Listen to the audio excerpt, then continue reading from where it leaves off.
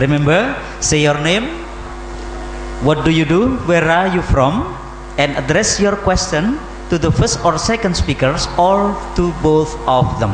Well, ladies and gentlemen, now the first opportunity, we are inviting 3 participants to ask a question. Would you please point out your finger? Okay, 1, 2, 3.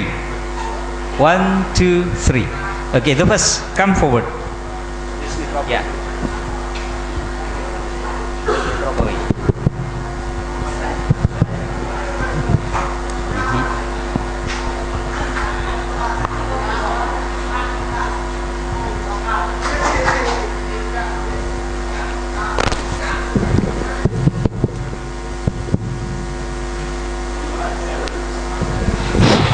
Assalamualaikum warahmatullahi wabarakatuh. Introduce myself. My name is Muhammad Isra. I live in Kaloran in Temanggung is selatan. North of Temanggung. Selatan. Yes. Thank you. Me, a university student in STAINU Temanggung, in semester 5, and one question. Si Gus Dur said, Tuhan tidak perlu dibela. That interesting. I question how my attitude as a student saw a phenomenon that occurs in Jakarta. Will I wish a Muslim? But if you see that word with true one's Gus Dur. Understand? The question? You understand? Okay. Yes. Please repeat again. Repeat again. Once more. Repeat once more. Your question. Repeat once more. Or Indonesia. Enough. Bagaimana sikap saya sebagai mahasiswa berhubungan dengan fenomena di Jakarta, sedangkan saya adalah seorang Islam atau Muslim? Fenomena in connection in Ahok, problem Ahok. Oh ya, yeah. Could you please?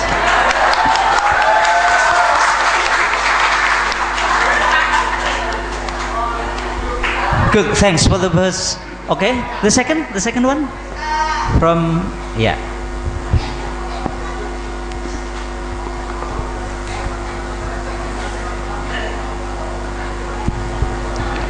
Assalamualaikum warahmatullahi wabarakatuh. Waalaikumsalam. Thank you for the time. Introduce myself. My name is Rafi. I am from the edge of Temanggung, Telogo Pucang Kandangan. Okay, my S support speaker. My S is, what do you think about so much plurality Muslim in Indonesia, such as NU, Muhammadiyah, LDII, MTA, and the other all? In perspective global. Okay, and the second as for the second presenter, I will use the nationality language Indonesia. Bagaimana sikap kita sebagai orang Muslim pinggiran mengenai, kalau tadi Mas Isa bertanya tentang mahasiswanya, saya bertanya tentang orang Muslimnya, yang sebagai orang Muslim pinggiran itu mengenai kemarin tentang kasus Ahok yang terjadi, ada 411 dan 212. Thank you for your attention. Assalamualaikum warahmatullahi wabarakatuh. Okay. Well, thanks. And then for the third participant. Oh no, that's one.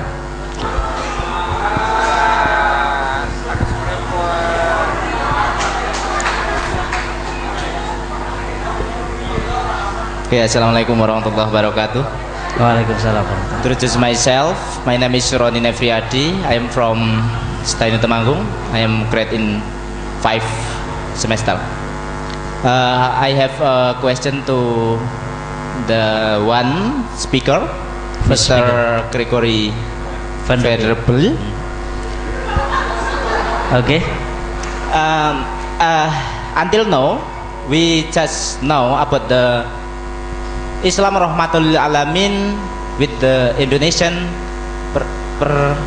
perspective, and I want to ask you about how do you think about Islam Rahmatul Alamin in the global perspective? Please explain to us. Thank you very much.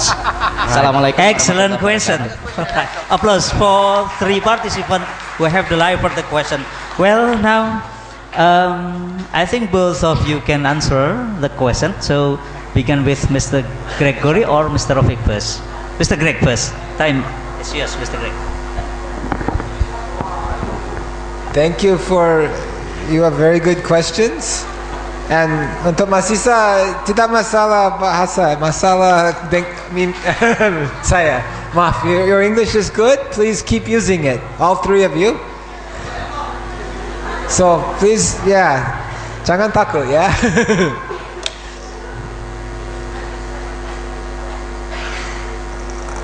About kasus Ahok, that's your question, yes?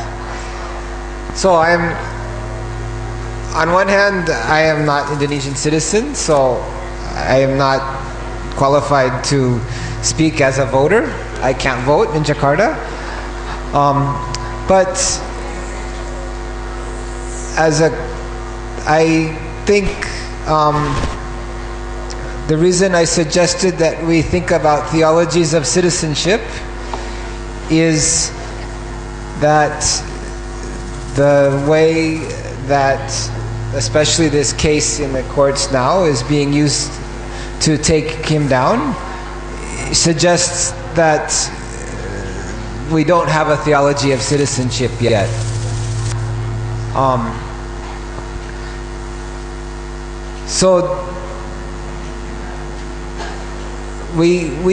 So before we had theologies of citizenship, we had secular ideas of citizenship.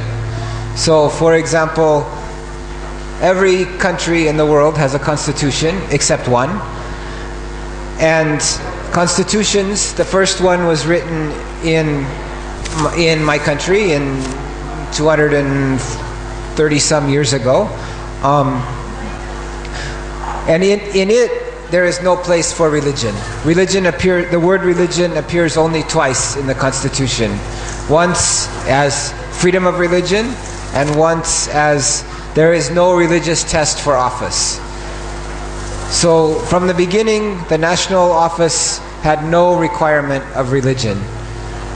Of course, all of the presidents to date, except one, have been Protestants. And the next president, I think, worship himself maybe.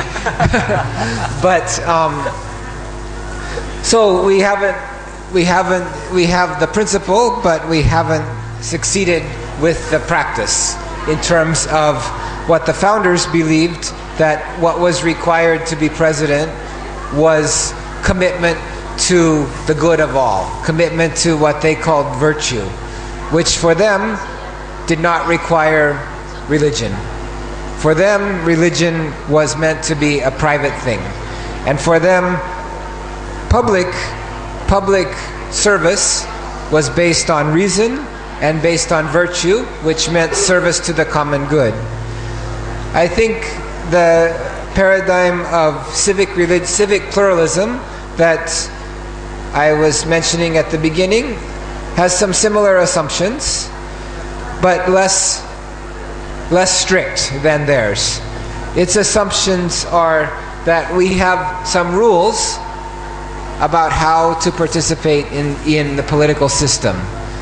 And these rules, actually, Indonesia has a beautiful constitution, much more beautiful than the American Constitution, because in it is the entire UN Declaration of Human Rights.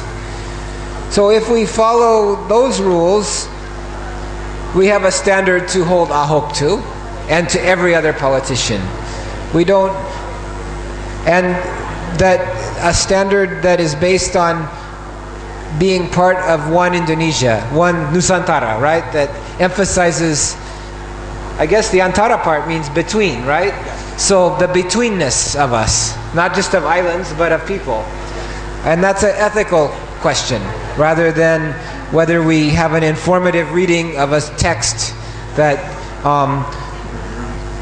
so Ahok, I mean, there are many reasons to criticize Ahok, I know, but we should make our decisions as citizens based on his practice, his actions. So this case is a very interesting test of civic pluralism in Indonesia. I don't know how it will end, but I think as citizens we want to be sure that this blasphemy law is used very carefully.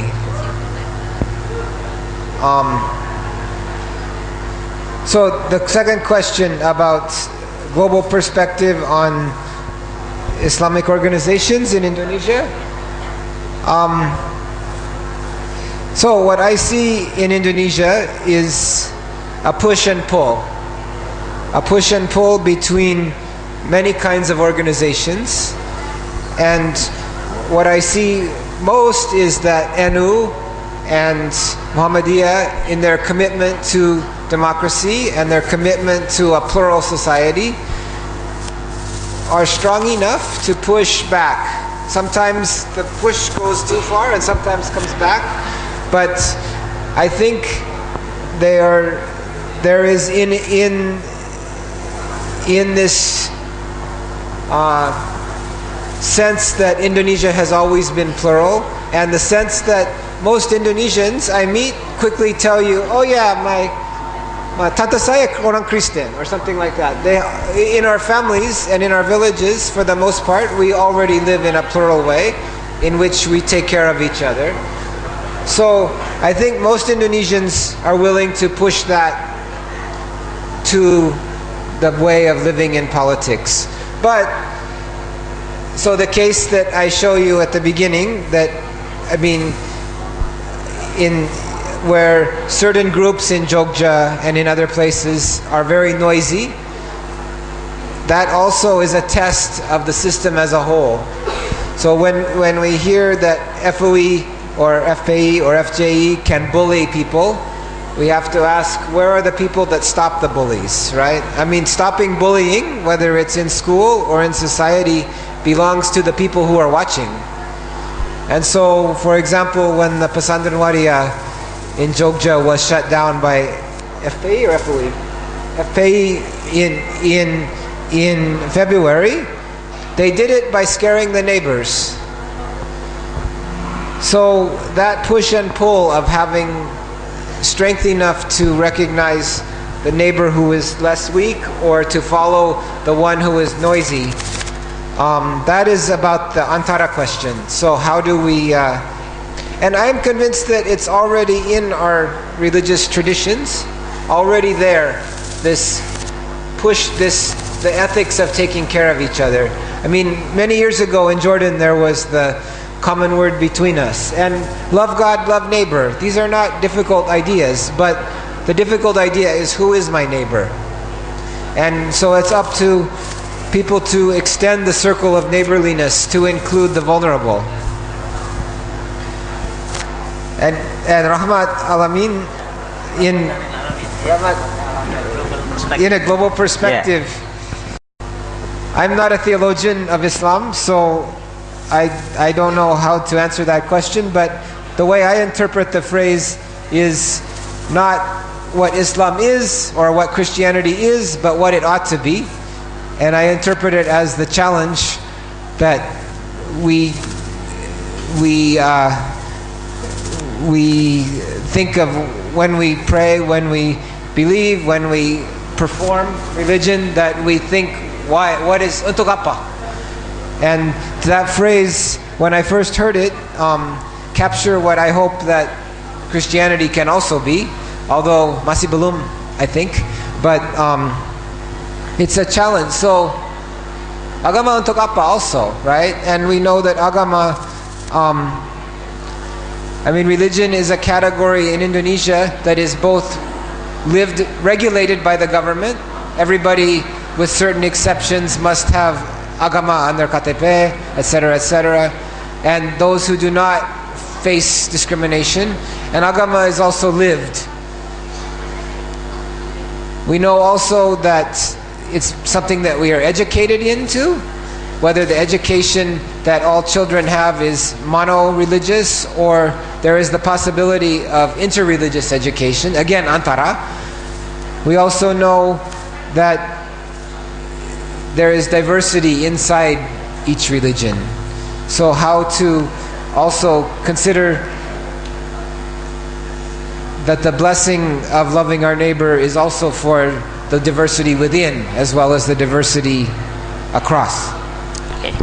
Well, thanks so much, Mr. Greg. Does Mr. Greg answer you? Okay, I believe that. Yeah. All right. Okay. Would you please, Mr. Rafiq, would you like to complete the question in the first opportunity, or would you please answer the second opportunity?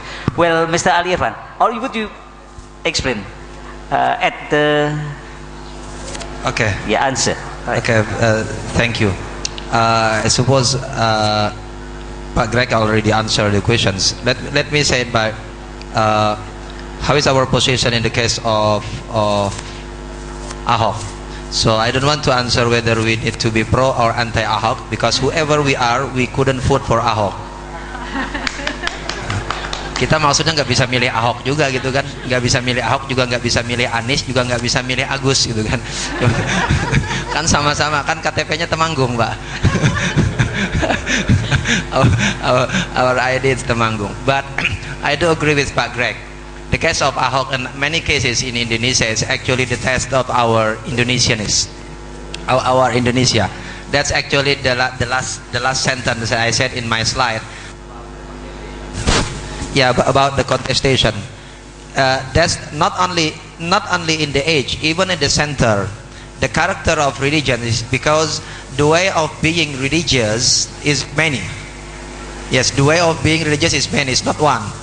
Some being religious through mystical way, some being religious through rational way, some being religious through teaching it to the practical way, some being religious through what are 6 ways of being religious. I didn't memorize all the 6.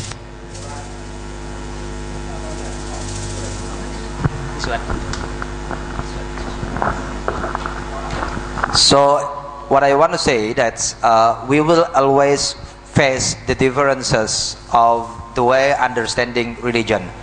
In the case of Ahok, I suppose the answer is simple for us. First, as the academia, we have to have a broader perspective rather than one perspective. Why? Because as I said in the beginning, we live in the ageness in which that the age only get the information from after several layers of information. So it means the understanding and information that we have might possibly wrong and might possibly also right.